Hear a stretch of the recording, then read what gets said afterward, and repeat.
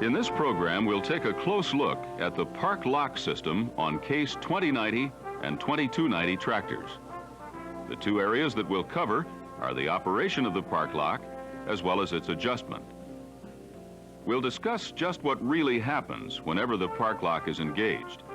Also, we'll study how to correctly adjust the system to maintain the smooth and positive engagement of the park lock.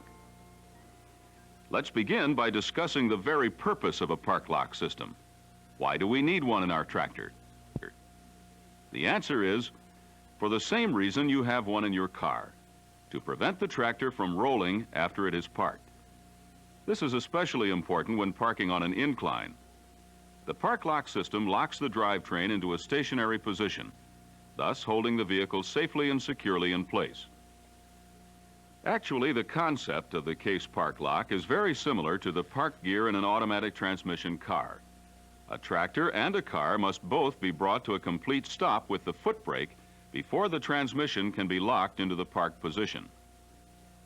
You would never dream of moving your car's gear shift lever into park while driving down the street. Well, the same care must be taken with a tractor's park lock system. The case park lock is designed to lock the tractor in place only after it has been completely stopped. To understand how the park lock system operates, let's take a close look at what's actually happening inside the transmission. When the shift lever is moved to park, the linkage will cause the gear stop arm to be brought into contact with the park lock gear on the pinion shaft. The arm will engage with the park lock gear, actually meshing with the gear teeth. The function of the detent lever and the spring assembly is to provide a positive detent action for the park lock system, as well as preventing the arm from accidentally slipping into or out of engagement with the gear. In this example, the detent assembly will keep the arm held in engagement with the gear. The gear and pinion shaft will be locked securely in place. Therefore, the tractor will be held securely in place. But suppose now that the shift lever will not go into the park position. There's an obstruction, but where? Let's take a look inside the transmission to see what's going on. Notice that the park lock gear happens to be in such a position that the arm is obstructed. It cannot engage with the gear teeth. In that situation, it becomes necessary to gently ease up on the foot brake and move the steering wheel in either direction. This will allow the tractor to roll slightly. About 1/4 of an inch wheel movement is all it takes to rotate the obstructing gear tooth completely out of the way and allow the gear stop arm to mesh with gear teeth. As the tractor rolls forward slightly and the arm engages with the gear, a tooth will strike against the arm, causing a slight jar to be felt. Actually, this little jar is quite similar to what you would feel if you put your car in park while rolling slightly. It should be obvious then that to avoid damage, the park lock must never be engaged while the tractor is on the go. Now that we know how the park lock system works, let's discuss its adjustment.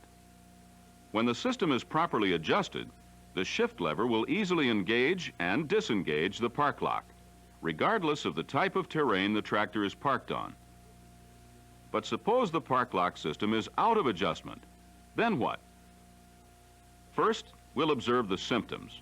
Next, we'll identify the problem. And finally, we'll solve the problem. To begin, let's suppose that we're on level ground and we find it quite difficult to put the tractor into park. The shift lever finally moves into the park position, but only after quite a bit of struggling. Now, suppose that we're trying to park facing uphill and find that the park lock will not engage whatsoever. Or, suppose that we get into a parked tractor facing uphill only to discover that the shift lever cannot be taken out of the park position. These symptoms all indicate the same problem. The gear stop arm is out of position with the park lock gear. The arm is positioned in too far towards the gear. This causes the arm to mesh too deeply within the gear teeth, thus causing binding. To correct this problem, the park lock shaft will have to be moved out farther away from the gear. This will provide a smooth meshing between the gear stop arm and the gear teeth. The result? Easy engagement and disengagement of the park lock. Now suppose that you put the shift lever into park only to discover that it pops back out of park by itself. The park lock simply will not remain engaged. Here again, the arm is out of position with the park lock gear. Only this time, the arm is positioned out too far, away from the gear. The gear stop arm is meshing with the gear teeth too shallow, not as deeply as it should. On an incline, the tractor will roll until the edge of a gear tooth strikes the gear stop arm and is locked against the tip of the arm surface. The farther away the gear stop arm is located from the gear, the less arm tip surface there is for the gear tooth edge to contact. And in extreme cases, the arm tip could eventually be worn to the extent where the gear tooth could slip right off the gear stop arm. As a result, the tractor's park lock system would not remain engaged. To correct this problem, the park lock shaft will have to be moved in farther, closer to the gear. To provide smooth, easy engagement and disengagement, the gear stop arm must be centered with the gear tooth. Not too deep, but not too shallow. It's also possible to have an erratic combination of the symptoms that we've discussed. For example, perhaps you find it difficult to take a tractor out of park, but the very next time you try to park it, the shift lever keeps popping back out of park by itself. This combination of different symptoms is caused by the end play or floating action of the park lock shaft. The shaft actually slides back and forth, moving the gear stop arm closer to and farther from the gear teeth. To correct this situation, the park lock shaft must be positioned to provide the proper meshing between the gear stop arm and the gear teeth. Not too deep, not too shallow. This proper centered meshing will provide smooth, easy engagement and disengagement of the park lock. Also, the sliding movement of the park lock shaft must be restricted to keep any end play or floating to an absolute minimum. Now that we know what must be done to maintain proper adjustment of the park lock system, just how do we go about doing it? How do we move the park lock shaft and arm closer to or farther from the gear teeth? And how do we make the shaft and arm stay in that correct position? Through the use of flat washer-like shims, the position of the park lock shaft and gear stop arm can easily be controlled. Basically, the shims are added to each side of the gear stop arm, between the arm and the transmission case. Enough shims are added to prevent any excess end play of the park lock shaft and arm. The arm can be moved closer to or farther from the gear teeth, depending upon how many shims are installed on each side of the arm. Our goal is to provide the centered meshing, which will produce smooth, easy engagement and disengagement of the park lock, as we discussed earlier. Before any shims can be installed, however, the park lock mechanism must be disassembled and removed from the transmission. For ease of disassembly, a square head set screw is now being used to fasten the gear stop arm to the park lock shaft. This set screw can be easily removed with a standard wrench. This latest square head design replaces the earlier socket head set screw, which required the use of an Allen wrench and was quite difficult to remove. Here's a tip on how to simplify the removal of the old socket head style set screw. First, use a butane torch to thoroughly heat up the set screw area. The heat from the torch will break up the existing Loctite on the screw threads. Then, use an Allen socket wrench for increased leverage to remove the set screw. The roll pin, which is now being used in the detent lever, is also easy to remove. Use the air chisel, CAS number 10194, and the punch, CAS number 1605, which are both available through Service Tools. The air chisel and punch make it easier to drive the roll pin out of the detent lever and shaft. Here's a handy tip on how to quickly rework your tool to provide extra clearance, to assure easy access to the roll pin. Grind a flat surface on the bottom edge of the tool's threaded end. Grind off just enough metal to remove the threads on the underside of the tool. The extra clearance provided will make it easier to get at the roll pin with the air chisel. Drive out the roll pin as far as possible. If necessary, the pin can easily be driven the rest of the way out by using a hammer. After the park lock mechanism is removed, it's important to check the park lock gear for excess radial movement. Too much radial free play of the gear could cause an impact loading great enough to shear the key between the park lock gear and pinion shaft. Install a dial indicator against the park lock gear inside the transmission case.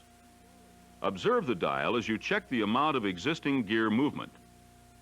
The maximum permissible gear movement is 100 thousandths of an inch. If the radial gear movement exceeds 100 thousandths, a tighter fit is required between the park lock gear, key, and pinion shaft. To minimize excess radial gear movement, there are now 3 different size Woodruff keys, each having a different thickness. The key which most tightly fits the pinion shaft keyway should be selected. This key should be used to replace the existing pinion shaft key. The 3 Woodruff keys can be individually purchased from your normal parts supply. Also, a park lock gear that has 2 different size keyways was used in production. The double keyway gear was used in conjunction with the various Woodruff keys to provide the tightest possible fit between shaft, key, and gear during production. The double keyway gear is also available through your normal parts supply. Accompanying the gear is a set of 3 different size Woodruff keys.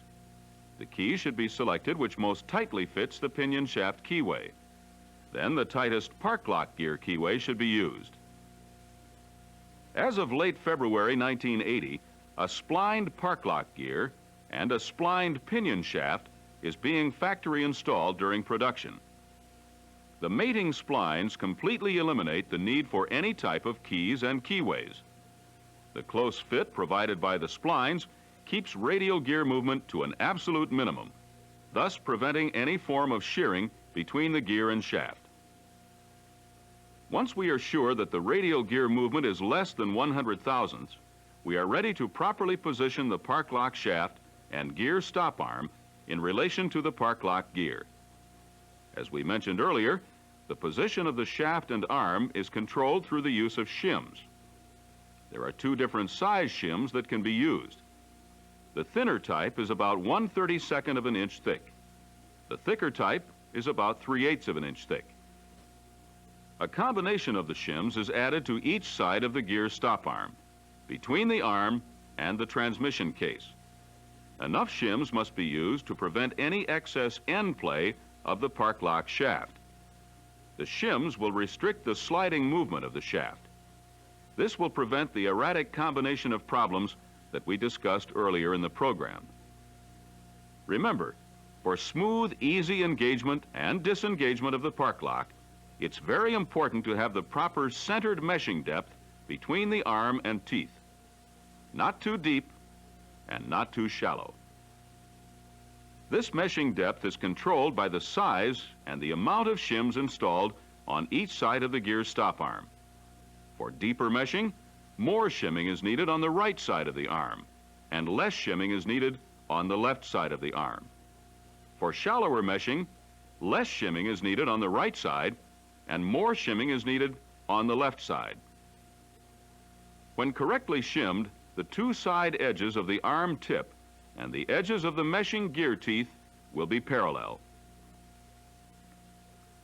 Besides limiting shaft end play and controlling depth of meshing, installing shims also minimizes the amount of side loading applied to the detent lever roll pin.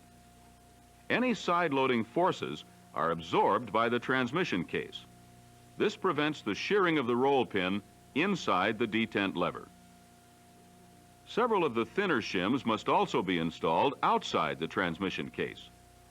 These shims will control the spacing between the external lever and the transmission case. Enough shims must be added to keep the total lever end play within the range of 40 thousandths to 100 thousandths of an inch. Refer to the service manual, section 7215, for a detailed procedure on just how to go about actually shimming the park lock.